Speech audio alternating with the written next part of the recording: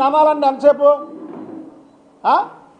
మాకు సంస్కారం అంటూ వస్తుంది. నిన్ను నీ కుమార్తెని అనాలంటే అనగలం, కానీ ఆ అమ్మాయిని మేమేం అనం.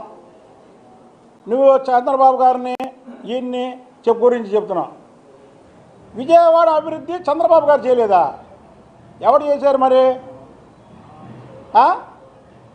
ఎవరు చేశారా? కేసినేని విజయవాడ అభివృద్ధి ఈ ఫ్లైఓవర్లన్నీ కూడా చంద్రబాబు నాయుడు గారు ఎన్డీఏ ప్రభుత్వంలో ఉన్నప్పుడు చంద్రబాబు నాయుడు గారు తీసుకొచ్చినవి ఎన్నే. ఆఫ్టర్ ఆల్ ఎంపీ, నీలాంటి ఎంపీలని 100 మందిని తయారు చేశాడు చంద్రబాబు నాయుడు గారు. 100 మంది ఎంపీలని, రాజ్యసభ సభ్యుల్ని తయారు చేశాడు, ఎమ్మెల్యేలను తయారు చేశాడు, ఎమ్మెల్సీలు తయారు చేశాడు. ఆఫ్టర్ ఆల్ బచ్చేవి నువ్వు నేను ఫ్లైఓవర్ లేపించా. నీ జేబులో డబ్బులు చేసి ఫ్లైఓవర్ లేపించావు నువ్వు?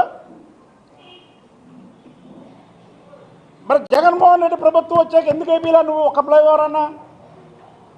మీరు చూసుకోండి, కనకదుర్గమ్మ ఫ్లైఓవర్ కానీ, లేదా తిరువూరుకు సంబంధించిన ఫ్లైఓవర్ కానీ, లేదా నందిగాం దగ్గర ఫ్లైఓవర్ కానీ, లేదా బెంజీ కంపెనీ దగ్గర ఫ్లైఓవర్ కానీ, ఇవన్నీ కూడా చంద్రబాబు నాయుడు గారి హయాంలో చంద్రబాబు నాయుడు గారు ముఖ్యమంత్రిగా ఉండగా కేంద్ర ప్రభుత్వం దగ్గర నుంచి తీసుకొచ్చినటువంటి ఫ్లైఓవర్లు.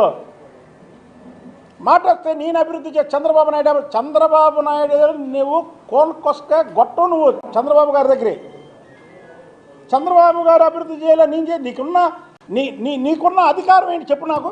ఒక పార్లమెంట్ మెంబర్గా నీకున్న అధికారం ఏంటి? నువ్వు ఏ అధికారంతో విజయవాడని అభివృద్ధి చేశానని చెప్తున్నావు? ఒక ముఖ్యమంత్రిగా చంద్రబాబు నాయుడు గారు ఎన్డీఏ ప్రభుత్వంలో భాగస్వామిగా ప్రధానమంత్రి మోడీ గారితోనో లేకపోతే